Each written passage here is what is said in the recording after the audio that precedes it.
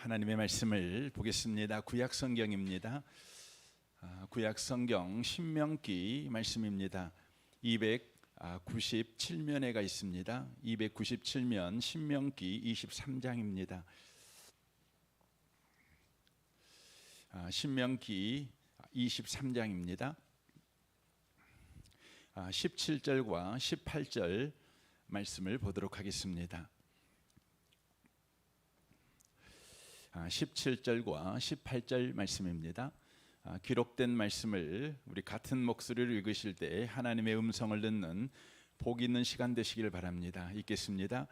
이스라엘 여자 중에 창기가 있지 못할 것이요 이스라엘 남자 중에 남창이 있지 못할지니 창기가 번 돈과 개 같은 자의 소득은 어떤 소원하는 일로든지 내 하나님 여호와의 전에 가져오지 말라. 이 둘은 다 내 하나님 여호와께 가증한 것임이니라. 아멘. 함께 예배하는 모든 분들 가운데 이 말씀의 축복이 함께 하시기를 주님의 이름으로 축원합니다. 신명기 말씀은 그 제목대로 새로운 명령입니다. 새로운 명령을 우리에게 기록하고 있는 성경입니다. 출애굽기서에 보면 하나님께서 애굽에서 나온 이스라엘 백성에게 율법의 말씀을 주십니다. 이게 이제 1차 율법의 말씀이라면 이제 40년 광야 생활을 마치고 가나안 땅에 들어가 살아야 될 이스라엘 백성에게 이제 두 번째 말씀을 주고 있는 것이 바로 이 신명기 내용입니다. 그러니까 출애굽기의 말씀은 400년 동안 종살이하였던 그들이 구원을 이제 받았지요. 그런데 대체 자기가 받은 구원이 무엇인지, 그 구원의 영광이 무엇인지 잘 모르는 겁니다. 그래서 율법을 통해서 구원이 대체 무엇인지 이걸 보여주는 겁니다. 그 대표적인 게 뭐냐면 십계명입니다. 십계명은 구원의 영광을 우리에게 보여주고 있는 말씀입니다. 다만 예수 믿는 사람들은 십계명의 말씀을 잘 지켜야 돼, 안 지키면 큰일 나, 이렇게 주신 말씀이 아니라 예수 믿는 사람이 받은 구원의 영광이 무엇인가 이걸 보여주는 것입니다. 그래서 십계명 크게 두 개로 구별되어 있죠. 하나는 하나님에 관한 것, 두 번째는 우리의 인간살이, 인간관계에 관한 이야기가 기록이 되어져 있습니다. 그런데 하나님에 대한 부분이 내용을 가만히 읽어보면 어떤 것이냐면 하나님은 부족함이 없는 분이라는 것이에요. 그러니까 우리가 받은 구원은 하나님에 의해서 허락된 구원이기 때문에 부족함이 없는 구원이라는 것을 바로 보여주고 있는 것입니다. 그래서 이 부족함이 없는 구원을 가지고 이제 인생을 살아가야 되는 저와 여러분은 이제 안식일을 지키며 살아가도 된다는 겁니다. 여러분, 안식일을 지킨다는 것이 얼마나 놀라운 겁니까? 우리는 요즘 주 5일째 근무를 하지 않습니까? 그러니까 일주일 가운데 이틀은 그 일에 매이지 않고 자유인으로 살아가는 것이죠. 그런데 과거에는 그런 게 없었죠. 노예는 영원히 일하다가 그냥 죽는 겁니다. 쉴 줄을 몰라요. 자유인의 삶이 없었어요. 그런데 우리 하나님께서 우리에게 구원을 허락하시고 그 구원이 얼마나 위대하고 영광스럽기 때문에 너희들은 일주일의 삶을 열심히 살아라. 그 구원을 가지고 마음 놓고 살아라. 그리고 그 구원이 만들어내는 바로 직장의 복, 가정의 복을 네가 누리고 살아라. 그리고 가정과 직장에서 나온 열매가 너희들의 수고와 헌신 때문에 만들어진 것이 아니라 하나님이 너희들에게 허락한 구원, 바로 하나님과의 관계에서 그것들이 나왔다. 그것을 확인하기 위해서 안식일을 지켜라. 놀아도 된다. 이렇게 지금 말씀을 하고 있는 것이죠. 그리고 부모에게 공경하라고 하는 거죠. 여러분, 부모가 훌륭한 분도 계시지만 안 그런 부모가 더 많잖아요. 여러분, 부모가 인생에서 힘이 될 때는요, 부모가 돌아가신 다음에 부모님 생각할 때 힘이 되지, 살아계실 때는 부모님이 별로 힘이 안 돼요. 상처가 되는 거죠. 저도 생각을 해보면 저희 부모님이 살아계실 때는 우리 부모님이 늘 별 볼 일 없었던 것, 별거 아닌 것 같았어요. 제가 신학을 처음 하고 나서 아버지에게 무례하게 했던 이야기가 뭐냐면, 아버지는 왜 설교를 그렇게 하세요? 그런 거였어요. 설교가 영 수준도 낮은 것 같고, 신학교 다니면 뭐 알 것 없잖아요. 이제 학부 1학년인데 뭐 알 거 있습니까? 그런데 그렇게 건방 떨면서 아버지에게 이야기를 했던 기억이 나요. 그러니까 살아계실 때 아버지는 내가 보기에 양이 안 차요.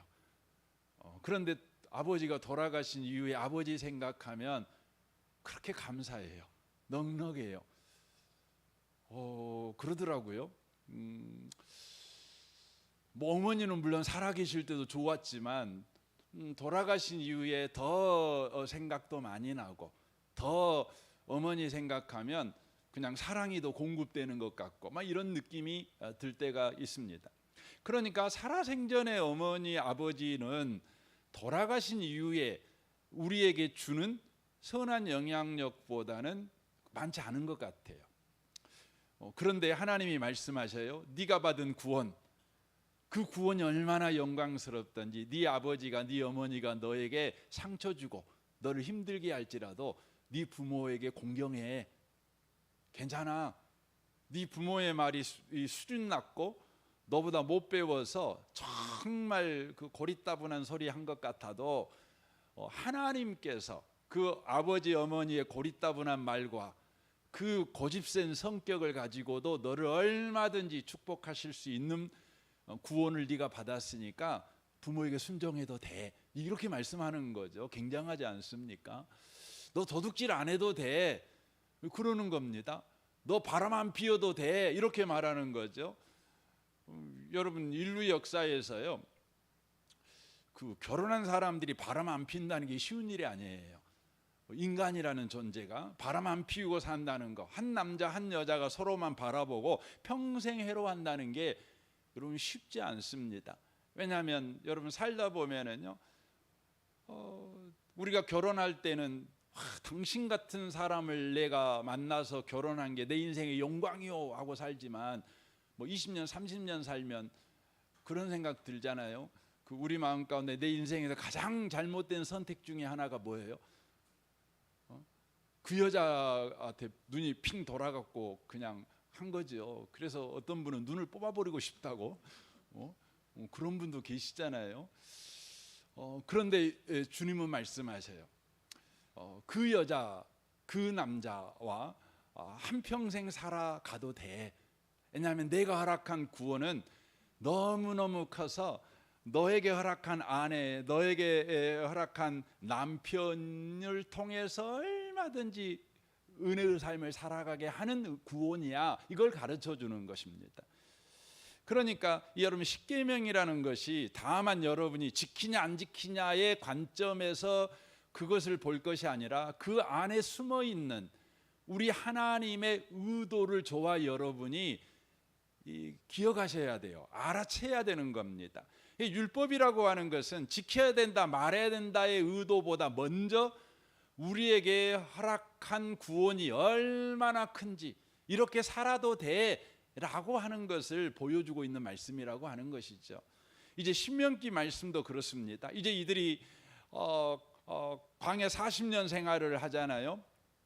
그리고 이제 가나안 땅에 들어가지요. 이제 가나안 땅에 들어간다는 것은 신약적인 의미로 구원받은 그 이후의 삶을 살아가는 겁니다. 구원받은 그 이후의 삶을 어떻게 살아갈 것인가, 이제 이걸 보여주고 있는 말씀이 신명기 내용의 말씀이라고 하는 것이죠. 그래서 신명기는 여러분 안 믿는 사람한테 준 게 아니에요. 구원이 필요한 사람한테 준 것이 아니라 이미 구원받은 사람들한테 주신 겁니다. 그러므로 율법의 말씀은 구원받을 조건으로 준 것이 아니라 구원받은 자의 영광으로 주신 거예요. 명예로 주신 거예요.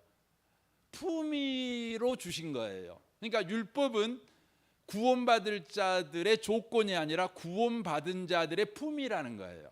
구원받은 자의 영광이라는 거예요. 구원받은 자의 인격이라는 거예요. 그러니까 예수 믿는 사람은 하나님의 말씀을 지킴으로 말미암아 구원을 받는 것이 아니라 구원받은 자의 품위를 갖게 돼요. 구원받은 자의 영광을 소유하게 돼요. 구원받은 자의 인격을 소유하게 돼요. 더 쉽게 표현하면 구원받은 자다운 자가 되는 거예요. 이게 뭐냐면 율법이 우리에게 허락된 것입니다. 많은 분들이 이런 질문을 합니다. 하나님의 말씀을 지키면 우리가 복받지 않습니까? 이렇게 말하면 물론 복받지요. 그런데 거기서 말하는 복은 우리가 하나님의 말씀을 지킴으로 인하여 허락된, 그러니까 율법의 말씀이 복을 받는 조건으로 우리에게 허락된 게 아니에요. 율법의 말씀은 예수를 믿은 사람들이 허락된 구원이 우리의 인생을 만들어내는 열매예요. 열매. 이게 영광이죠. 여러분 사과나무의 사과 열매는 뭡니까? 그 열매는 영광이죠. 사과의 영광이죠. 사과나무는 사과 가지가 힘써갖고 만든 것이 아니라 나무가 가지에게서 맺은 거잖아요. 그렇잖아요. 그러니까 이 신명기 말씀은 다시 말씀을 드리지만 구원 받으라고 허락한 것이 아니라 구원 받은 자의 영광은 이러한 거야. 바로 이것은 우리에게 약속이기도 합니다. 네가 예수 믿고 계속해서 예수를 바라보는 삶에 바로 허락된 삶이 뭐냐? 신명기의 말씀대로 살아가게 돼. 너는 이런 삶이 너의 삶의 열매로 드러나게 돼라고 하는 걸 가르쳐주고 있는 것입니다. 그런데 그래서 그 출애굽기 말씀에서 율법을 주신 목적을 이렇게 이야기를 하죠. 출애굽기 19장 5절입니다. 세계가 다 내게 속하였나니 너희는 내 말을 잘 듣고 내 언약을 지키면 너희는 모든 민족 중에서 내 소유가 되겠고 너희가 내게 대하여 제사장 나라가 되며 거룩한 나라가 되리니 이는 이 말이 이스라엘 자손에게 전할지니라 라고 되어 있습니다. 근데 우리 한글 성경으로 보면 조건절처럼 읽혀집니다. 이런 말이죠. 내 언약을 지키면 너희는 모든 민족 중에서 내 소유가 되겠고 이렇게 되어 있어요. 모든 민족 중에서 내 소유가 되겠고 이렇게 되니까 하나님의 소유가 되는 조건이 뭐냐면 언약 잘 지키는 거라고 읽혀집니다. 하지만 여러분과 제가 놓치면 안 되는 것이 이 말씀을 받고 있는 사람들은 이미 하나님의 소유된 사람들이에요. 그런데 하나님의 소유된 사람들한테 하나님의 언약을 지키면 모든 민족 중에서 내 소유가 된다. 이 말은 이렇게 해석해야 바르게 해석되는 거죠. 너희들이 하나님의 말씀을 지키고 살면 모든 민족이 내 소유라는 것을, 너희들이 내 소유라는 것을 알게 된다. 그 말이 되는 거예요. 알게 된다는 거예요. 저 사람들은 하나님의 소유구나. 하나님이 책임져 주는 인생을 살고 있는 사람이고 하나님께서 먹이시고 입히시고 보호하시고 인도하시는 인생을 살고 있는 자들이구나. 이것을 알게 된다는 것이죠. 이것을 그 다음 구절에 보면 제사장 나라가 되며라고 되어 있는 거죠. 이 제사장 나라라고 하는 것은 하나님이 누구이신가를 보여주는 책무가 제사장의 책무 아닙니까?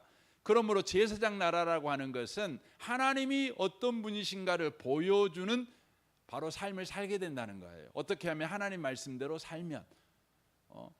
그래서 거룩한 백성이 되리라. 주일날 거룩한 백성이라는 의미를 말씀드렸죠.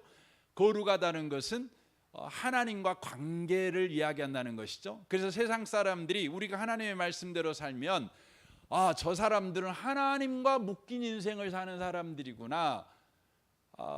이것을 알게 된다고 하는 것이죠. 그러므로 하나님이 우리에게 율법을 허락하신 것은 구원을 받을 조건으로 허락하신 것이 아니라 구원받은 자들이 맺을 열매. 근데 그 열매가 뭐냐면 바로 하나님이 누구이신가를 믿지 않는 세상 사람들에게 분명하게 보여주는 열매라는 거예요. 세상 사람들이 하나님이 누구이신가를 분명하게 보여주는 열매라는 것입니다. 그래서 이것을 베드로 사도는 베드로전서 2장 9절부터 이렇게 말씀합니다. 그러나 너희는 택하신 족속이요 왕 같은 제사장들이요 거룩한 나라요 그의 소유된 백성이니 이는 너희를 어두운 데서 불러내어 그의 기이한 빛에 들어가게 하신 이의 아름다운 덕을 선포하게 하려 하심이라. 이렇게 되어 있죠.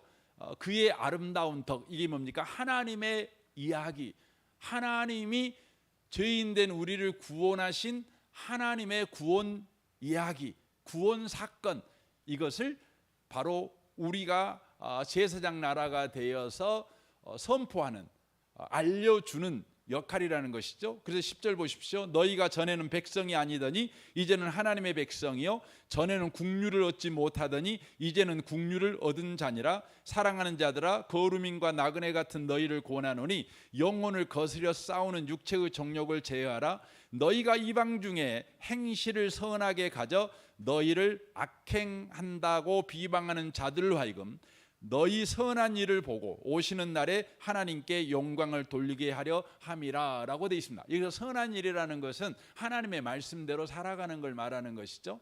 하나님의 말씀대로 살아감으로 말미암아 하나님께 영광을 돌려요. 이 말은 뭐냐면 안 믿는 사람들이 하나님은 저런 분이시군요 라는 것을 사람들이 알고 그 하나님을 찬양해요.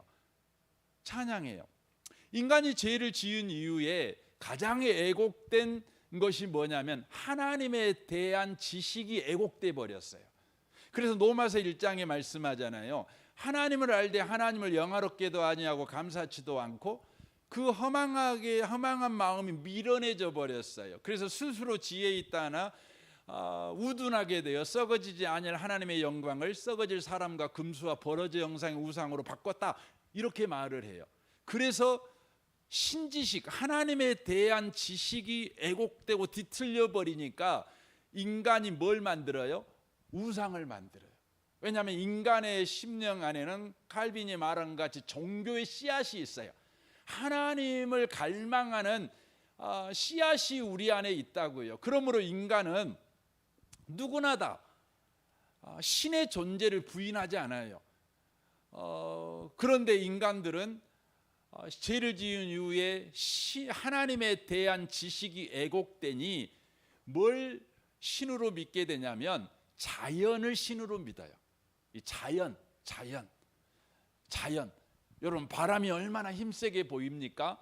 여러분, 산이 얼마나 대단하게 보입니까?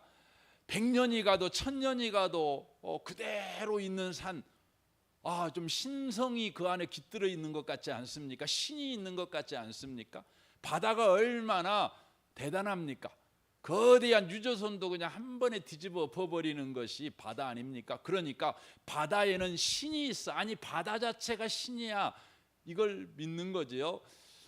그래서 여러분, 인간이 타락한 이후에 가장 긴 역사를 가지고 있는 신간이 뭐냐면 자연주의 신간이에요. 이제 우리로 보면 동양 신비주의, 힌두교 뭐 그런 거죠. 그래서 여러분, 다 모든 게 신이죠. 범신론이라고 그러잖아요. 모든 게 신이죠. 그래서 인간들은 신이 아닌 것을 신으로 숭배하며 점점점 하나님으로부터 멀어지는 거예요. 더 멀어지는 거죠. 그런 인간들을 하나님은 외면하지 아니하시고 구원하기를 원하셔서 하나님께서 가장 먼저 구약에서는 이스라엘 민족을 선택하지요. 그래서 그 이스라엘 민족을 통해서 하나님이 누구신가를 바르게 믿지 않는 자들에게 가르쳐 주는데, 그 방식이 뭐냐면 그들이 하나님 말씀에 순종하고 살아갈 때에 어떤 환경과 거친 환경과 험악한 상황에서도 하나님께서 책임져 주셔요. 그걸 볼 때에 세상 사람들이 알게 되는 거죠. 신이라는 것은 자연이 신이 아니라 인격적이라는 거예요. 여러분, 하나님이 우리에게 말씀하셨어요. 그리고 우리는 그 말씀에 순종해요. 이건 뭘 말을 하는 것이죠? 하나님은 말씀하시고 우리가 그 말씀을 쫓아 살아가도록 하시는 인격적인 분이라는 것을 가르쳐 주셔요. 여러분, 자연신은 우리에게 요구하지 않아요. 아무것도 요구하지 않아요. 조금 이따가 말씀드리겠지만 자연신이 우리에게, 즉 범신론, 자연이 신이라고 숭배하는 모든 종교들에서 중요한 것은 신의 가르침을 따라 일상을 살아가는 것이 아니라 그들은 제사만 잘 드리면 돼요. 예배만 잘 드리면 돼요. 그럴싸한 옷을 입고 그럴싸한 재물을 가지고 예배만 잘 드리면 돼요. 그러면 끝이에요. 끝이에요. 제가 우리 교역자들하고 그런 이야기를 했어요. 왜 예수 믿는 것이 중요하냐? 왜 예수밖에 답이 없냐? 제가 이제 그 부분에 대한 답을 했어요. 뭐라고 하냐면 하나님이 말씀하셨으니까. 이게 얼마나 위대한 대답인지 아세요? 여러분요, 불교나 유교에서 여러 가지 이야기를 하잖아요. 여러 가지 이야기를 합니다. 우리 기독교는 예수 안 믿으면 지옥 가요. 그렇죠? 근데 여러분, 불교에서 여러 가지 이야기를 하는데 그 이야기 누가 했을까요? 그 이야기를 누가 했을까요? 여러분, 곧 추석이 되니 추석될 그 차례라 그럽니까? 조상에게 차례장 안 바치면 조상이 1년간 배 탈탈 굶고 또 배고파하고 구천을 또 돈다고 누가 말했을까요? 누가 말했어요? 여러분 아세요? 제사를 드릴 때는 제가 잘 몰라요. 여러분 그 밤은 어느 쪽에 놔야 됩니까? 있잖아요. 이렇게 상 놓을 때도 아무렇게나 놓으면 안 돼요. 이렇게 딱딱 이렇게. 여러분 그거 누가 말했을까요? 그렇게 제사를 놔야 된다고 누가 말했어요? 아세요?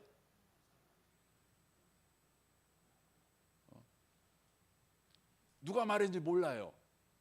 하지만 분명한 것은 그 신이 말하진 않았어요. 사람이 말했어요.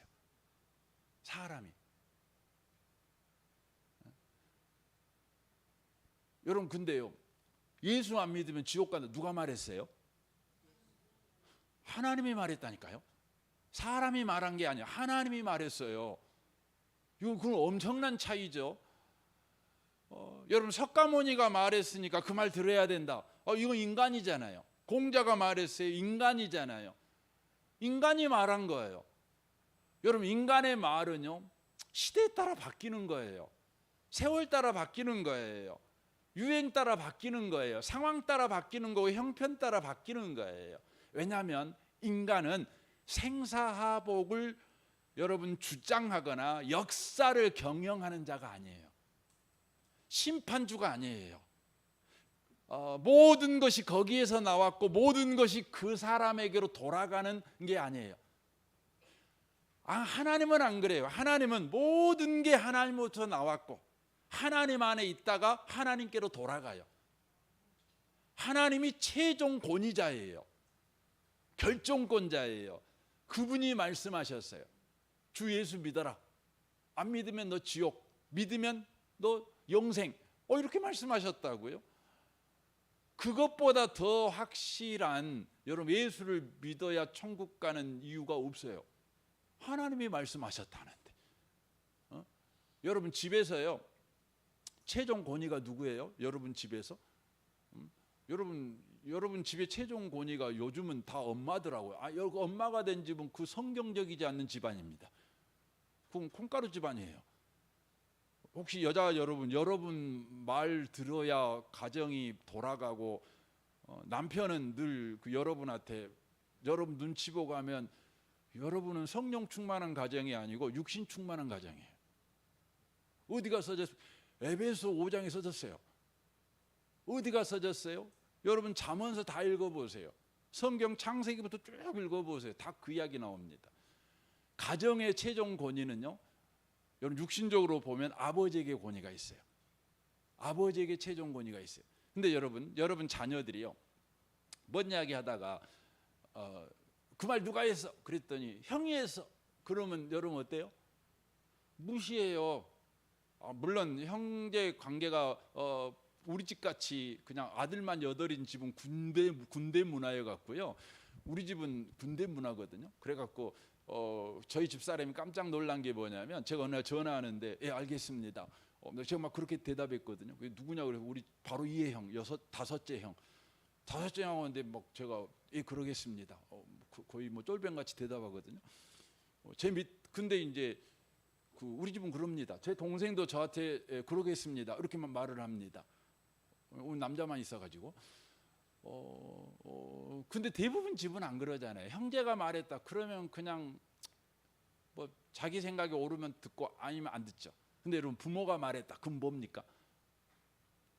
그걸 들으려고 해요. 권위가 다르니까. 여러분 하나님이 우리에게 말씀하셨어요. 하나님이 말씀하셨어요. 마태복음 5장에도 보면 하나님께서 예수님께서 이 부분을 아주 강조하십니다. 너희는 세상의 빛이라. 산에 있는 동네가 숨겨지지 못할 것이요 사람이 등불을 켜 말 아래 두지 아니하고 등경에 두나니 그러므로 집안 모든 사람에게 비추느니라.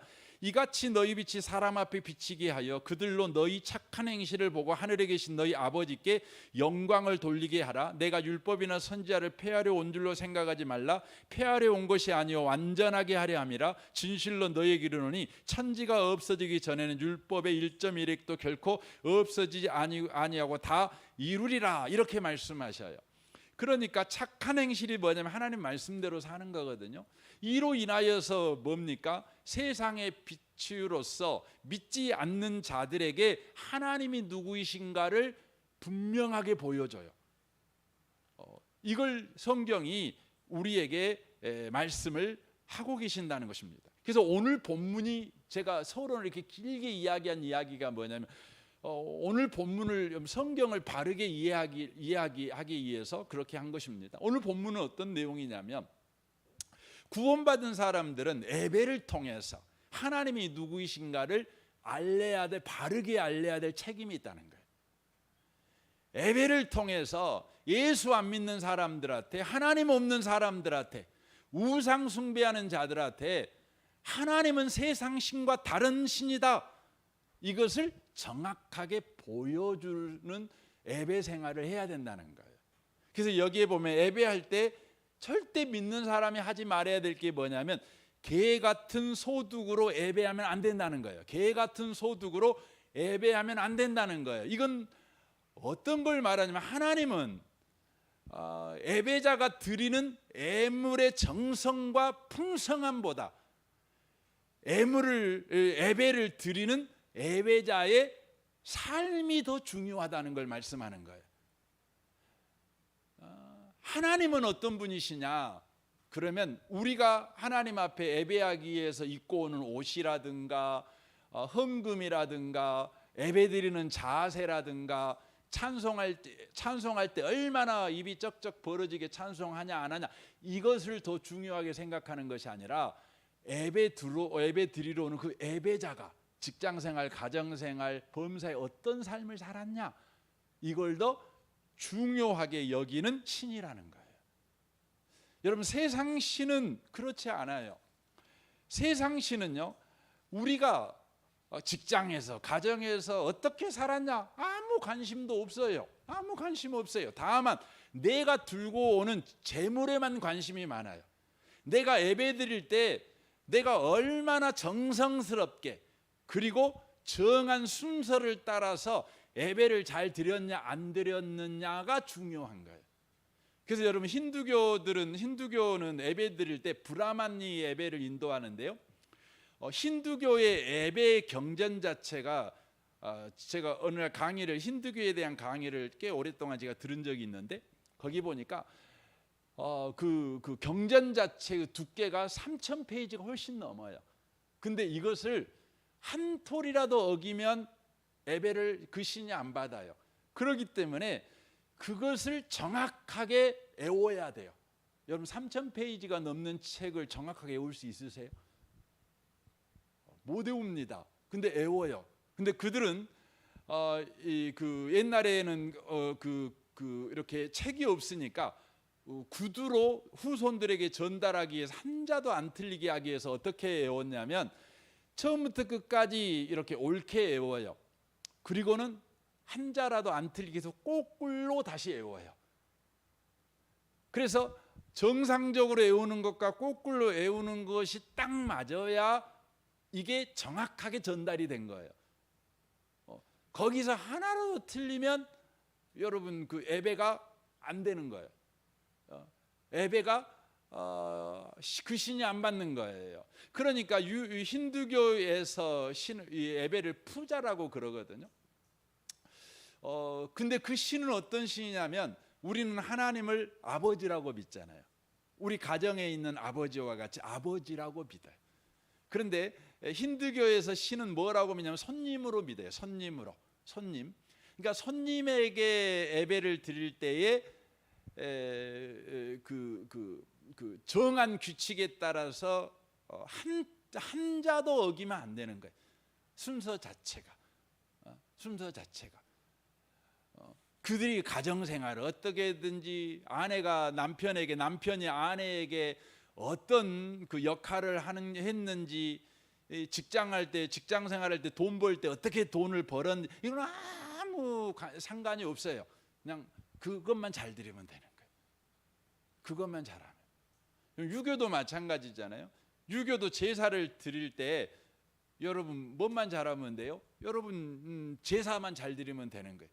그래서 유교 경전에 그 예가라는 경전이 있죠. 예기라는 경전이 있잖아요. 이게 이제 제사법에 대한 이야기 나오는데 제가 거기에 있는 글귀를 하나 가져왔어요. 제사는 재물을 극진히 마련하고 안으로는 성심성의를 다하는 것, 이것이 제사를 올리는 마음가짐이다라고 예기에 써져 있는 내용입니다. 그러니까 유교에서도 중요한 것은 재물이 중요하고 제사를 드리는 그 행위가 중요해요. 그런데 우리 하나님에게 중요한 건 뭐냐면 예배드리는 그 자체가 중요한 것이 아니라 예배자의 삶이 중요해요. 삶이 중요하다는 거예요. 여러분과 저는 오늘 예배에 이렇게 나왔어요. 예배에 왜 나왔냐? 그리고 이 예배에서 가장 중요한 게 뭐냐? 그럼 우리는 예배 때 중요한 게 설교라고 이제 우리가 배우잖아요. 이게 설교가 왜 중요하냐? 그러면 설교 내용 자체가 뭐냐면 하나님이 누구이시고 그 하나님 때문에 나는 누구이고 그러므로 나는 어떤 삶을 살아도 되는가를 배우는 게 설교예요. 그러니까 삶의 이야기를 배우는 거예요. 힌두교나 유교나 세상의 모든 종교의 예배는 어떻게 삶을 살아갈 것이냐, 혹은 지금 어떤 삶을 살았냐, 하나님이 싫어하는 삶은 이겁니다, 이런 걸 배우는 게 아니에요. 신에게 내가 지극정성을 다해서 신이 원하는 삶을 살아가는 데 목적이 있는 것이 아니라 내가 원하는 삶을 신에게서 얻어내는 게 예배의 목적이에요. 그런데 우리 기독교의 예배는 그렇지 않아요. 기독교의 예배는 뭐냐면 바로 예배자의 삶이 중요할 뿐만 아니라 더 나아가 예배의 열매가 뭐냐면 예배자로서 그리스도인으로서 어떤 삶을 살아도 되는가, 이걸 배우는 거예요. 이걸 배우는 거예요. 그래서 여러분이 예배를 드리고 나서 오늘 예배 잘 드려서 은혜 받았어, 와 오늘 예배 때 찬양이 너무 은혜됐고 설교도 너무 은혜되고 좋아, 그리고 여러분이 예배 끝나면 여러분은 하나님께 예배한 예배자가 아니라 이방신에게 예배한 거예요. 우리의 예배의 열매는 뭐냐면 예배가 다 끝난 다음에 나는 하나님을 믿는 사람으로서 하나님이 누구이신가를 배운 거예요.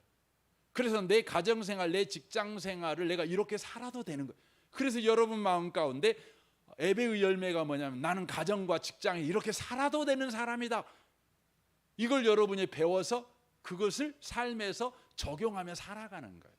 그래서 로마서 12장 1절에 예배가 뭐라고 되어 있습니까? 하나님의 모든 자비하심으로 너희를 구원하노니, 여기서 말하는 모든 자비하심은 하나님이 너를 자비하심으로 긍휼로 구원했다. 너는 구원받은 사람이야. 구원받은 사람이라는 건 하나님이 책임져 준 인생을 살고 있어. 그러니까 어떻게 살라고요? 너희를 구원하노니 너희 몸을 하나님이 기뻐하는 거룩한 산 제물로 드려라. 너희 몸이라는 게 뭡니까? 너의 삶, 네가 몸뚱아리가, 우리는 몸뚱아리가 있다는 것은 우리가 삶을 살아가는 거잖아요. 그 자리에 있다는 거죠. 그 시간을 산다는 거잖아요. 몸이 있다는 것은 마음이 있다. 그러면 그 장소에 없는 거예요. 우리는 서울에 마음이 있을 수 있잖아요. 강주에 있으면서도. 그러니까 마음이 있으면 장소하고 시간하고 다를 수 있어요. 근데 몸이 있다는 것은요, 시간과 장소가 거기에 있는 거예요.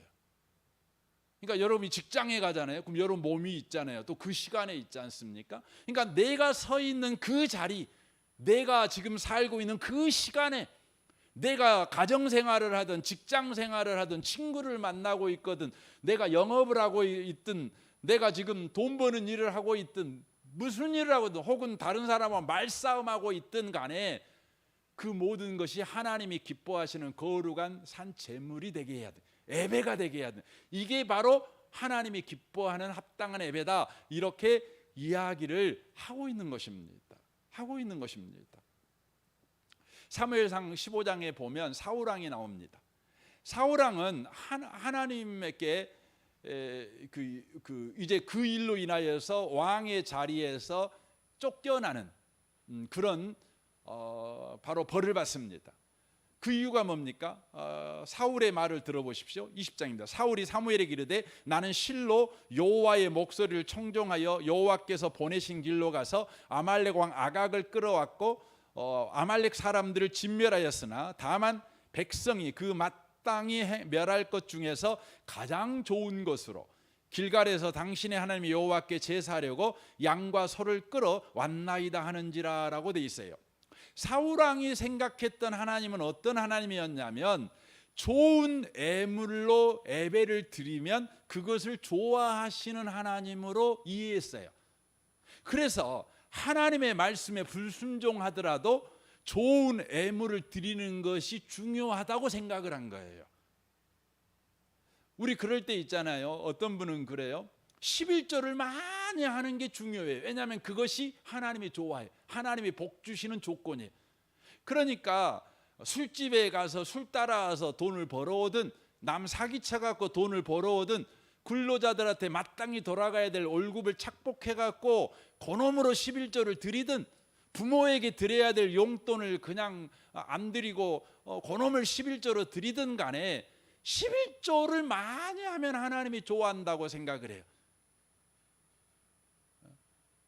이게 누구 같은 마음이냐면 사울 같은 마음이에요. 근데 하나님은요, 이것이 뭐가 똑같냐?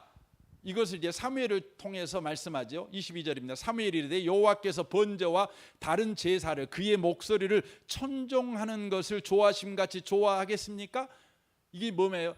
하나님은 예배보다 뭘 좋아한다는 거예요? 순종하는 삶을 중요한다는 거예요. 삶을 더 좋아한다는 거예요. 여러분, 예배를 싫어한다는 게 아니에요. 여러분과 제가 중요한 건 예배자가 순종하는 삶을 가지고 예배하러 오는 게 중요하다는 걸 말하는 거죠. 그래서 계속해서 보십시오. 이는 거여가는 자는 점치는 죄와 같고 완고한 것은 사신 우상에게 절하는 죄와 같다. 이렇게 말합니다. 점치는 죄와 같다. 점을 왜 칩니까? 점을 왜 치냐면 내 인생의 기륭하복 때문에 점을 치죠. 바로 내 인생이 운에 달렸다, 팔자에 달렸다, 사주궁합에 달렸다, 이렇게 믿기 때문에 점을 치는 거 아닙니까? 하나님께 달렸다고 생각하는 게 아니잖아요. 그냥 나폴레옹 같이 그냥 손금이 문제가 있으면 그라인더에 손금 갈아갖고 새로 손금을 파버려 그냥. 이게 인간이잖아요. 그리고 뭐라고 말하냐면 이것은 완고한 사신 우상에게 절하는 것과 똑같아. 이게 사신이라는 건 우리 한글로만 보면 살아있는 우상에게 절하는 것 같다 이렇게 읽을 수 있지만 한문으로 보면 금방 알아요. 사신이 이 사기친다. 사입이 이때 사자입니다. 사입이 사자. 그러니까 사자가 뭐냐면 원래 이 한문으로 이 사자가 근본이 없어요. 즉 시작이 없는 즉 생각으로 만들어낸 신이라는 의미예요. 여러분 그 사기꾼들은 뭐예요? 없는데 만들어낸 거잖아요. 이게 사기잖아요. 사기 없는데 만들어낸 거야.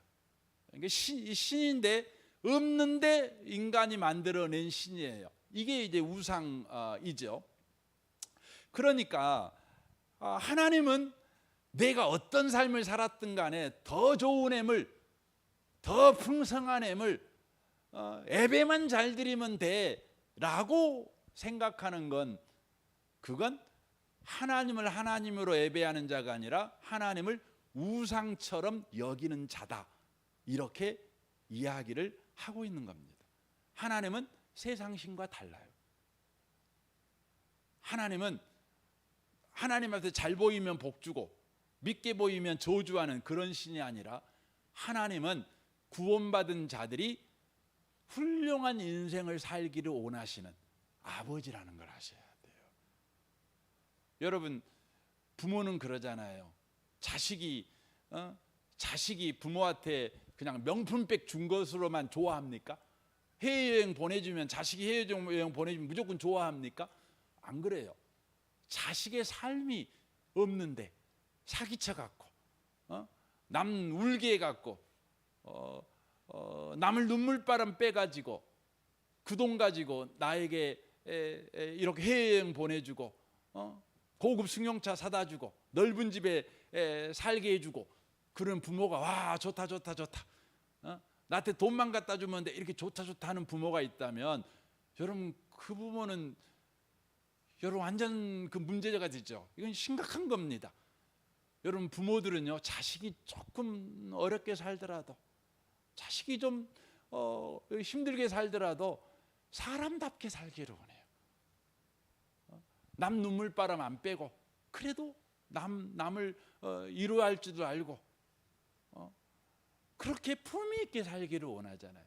우리 하나님이 그런 하나님이라는 것이, 그 이사야 1장에 그렇게 돼 있죠. 여호와께서 말씀하시되 너희의 무수한 재물이 내게 무엇이 유익하뇨? 나는 순양의 번제와 살찐 짐승의 기름에 배불렀고, 나는 수송아지나 어린 양과 염소의 피를 기뻐하지 아니하노니 너희가 내 앞에 보이려 오니 이것은 누가 너희에게 요구하느냐?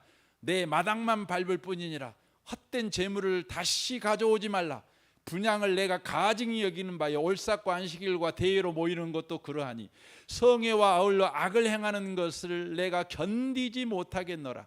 내 마음이 너희의 올삭과 정한 절기를 싫어하나니 이것이 내게 무거운 짐이라. 내가 지기에 곤비하였느니라.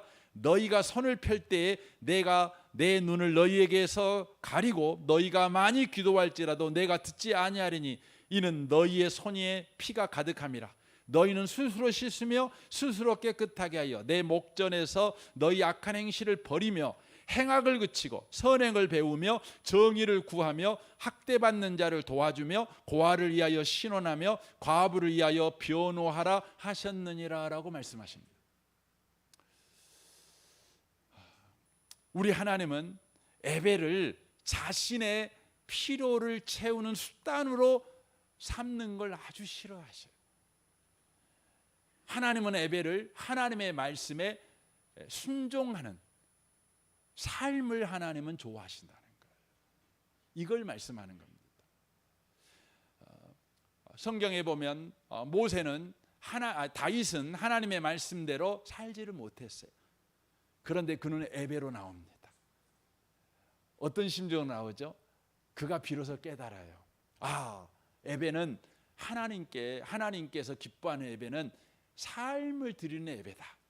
그런데 그 삶을 온전히 살지 못한 것을 회개하면서, 주여 주여, 내가 주님이 원하시는 예배는 살찐 송아지가 아니라 말씀대로 사는 것인데 내가 그렇게 못 살았어요. 내 마음이 지금 깨져버렸어요. 산산이 부서져 버려. 주님 앞 너무 부끄러워요. 하지만 주님께서 원하시는 예배가 그런 줄 알고 거기에 못 미친 내가 주님 앞에 나오는 것도 주님은 기뻐하십니다.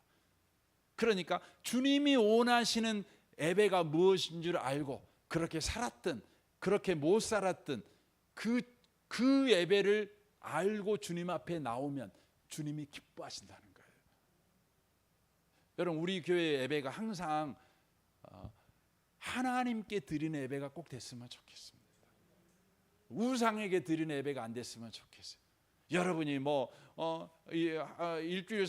한 달 살았는데 하나님의 은혜로 여러분이 10만 원 벌었어요? 만원 11조하기, 내가 50살이 먹었는데 만원 11조 한다는 게 얼마나 부끄럽습니까? 우리 생각에는 한 50살 먹었으면 11조 못해도 한 10만 원은 해야 되잖아요. 근데 만 원밖에 못해. 그것이 얼마나 감사해요. 하나님이 내게 주신 은혜를 쫓아 내가 어쨌든 최선을 다해 살았는데 내가 이렇게 11조를 할 수 있다는 게 감사하죠. 그것으로 우리는 감사한 거예요. 감사한 거예요. 이 밤에 오신 복 있는 성도 여러분, 우리 주님은요, 오늘 표현이 그렇죠. 개 같은 소득, 주님은 싫어하시는 분이세요. 여러분, 개같이 벌었다는 말이 우리나라에 개같이 벌어서 뭐라고 쓰죠? 정승같이 쓴다고 하면 개같이 벌면 돈 얼마나 벌겠어요? 개같이 벌었다는 말이 뭔 말인지 솔직히는 잘 모르겠는데, 아무튼 그 속담을 보면 개같이 벌면 정승같이 된다는 거 아닙니까? 그만큼 버는 거죠. 그냥 돈 버는데 눈이 뒤집혀 갖고 그냥 이 돈 저 돈, 깨끗한 돈 더러운 돈 상관하지 않고 다 벌어 모으면, 그래 그 돈을 하나님 앞에 바치면 얼마나 많은 돈을 여러분 바치는 겁니까? 근데 하나님은 나 그런 신 아니야. 나는 너의 삶을 원해. 그러니 두 냅돈이 우리나라 돈으로 500원이거든요. 500원. 500원을 바치는 과부의 헌금을 기뻐하신 거예요. 우리 교회가 늘 하나님이 기뻐하는 예배자, 그렇게 예배하는 우리 교회가 되시기를 주님의 이름으로 축원합니다. 아멘. 우리 같이 기도하겠습니다.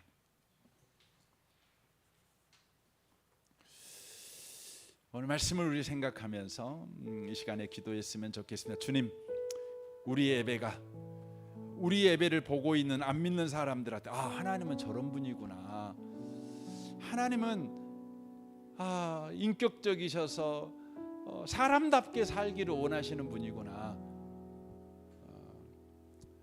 불교와 다르구나. 유교와 다르구나.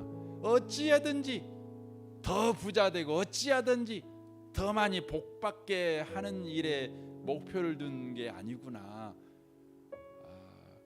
주님, 우리 예배가 항상 그런 예배가 되게 해 주옵소서. 하나님을 알아가고 하나님을 배워가는 우리 예배가 되게 하시고, 사울처럼 하나님을 세상 신으로 그렇게 만들어버리는 악한 자가 되지 않게 하여 주옵소서. 우리 이 밤에 같이 한번 기도했으면 좋겠습니다. 기도하겠습니다. 하나님 아버지, 감사합니다. 주님, 우리 예배가 항상 하나님을 바르게 보여주는 예배가 되기를 원합니다. 하나님은 더 많은 돈을 요구하시는 분이 아니라 거룩한 삶을 우리에게 요구하시는 하나님이신 줄 알고, 주님, 우리의 예배가 주님 가정생활, 직장생활이 살아있고 계속해서 말씀을 붙잡고 나아가는 우리의 삶이 될 뿐만 아니라 설령 말씀대로 살지 못했을지라도 우리의 예배드리는 태도로 그런 삶을 퉁쳐버리는 우리 예배가 되지 않게 해주십시오. 주님 앞에 회개하며 은혜를 구하는 예배가 되게 해주시기 원합니다. 하나님 아버지, 감사합니다. 하나님은 세상 신과 다릅니다. 우상과 다릅니다. 세상의 종교들은 없는 신을 섬기다 보니 자기들의 욕망을 위해서 더 많은 재물과 더 헌신이 들어간 예배를 통해 자기들의 필요를 채우려고 합니다. 하지만 우리의 예배는 살아계신 하나님께서 우리가 하나님의 백성답기 원하는 그 소원을 가지시고 우리 인생을 다루시고 대하고 계신다는 것을 기억하고 예배자의 삶으로 주님 앞에 나오는 예배를 우리는 드리는 자들입니다. 주님, 항상 우리가 주일마다 예배하기 위해서 모여들 때마다 월요일부터 토요일까지 우리의 직장 생활과 가정 생활을 돌아보게 해 주옵소서. 감사로 나아가게 하시고, 혹시 그러한 삶을 살아내지 못했을 때 오늘 예배를 통해 또 그런 삶을 살아가도록 은혜 베푸실 주님을 기대하며 주님 앞에 예배자로 서는 우리 모든 성도들이 되게 하시고, 우리 은혜의 복음교회 예배가 되게 하여 주옵소서. 그래서 예배의 열매가 다만 예배 때 은혜 받았다 이것이 아니라 삶을 살아낼 능력을 공급받는 우리의 예배가 되게 해주시고, 또 가정과 직장에서 하나하나씩 그렇게 말씀에 순종해 나가는 그런 예배의 감격, 예배의 열매가 있는 우리의 삶이 되게 해 주옵소서. 또 다음 주에 돌아올 때는 그런 삶의 열매를 가지고 주님 앞에 나와 주님 보십시오, 하나님의 은혜로 이렇게 삶을 살아가게 되었습니다. 이렇게 주님 앞에 찬양을 올려드리는 예배가 되도록 주님 축복하여 주옵소서. 주님을 찬양합니다. 예수님의 이름으로 기도합니다. 아멘. 아멘. 교회 앞에 강구하겠습니다.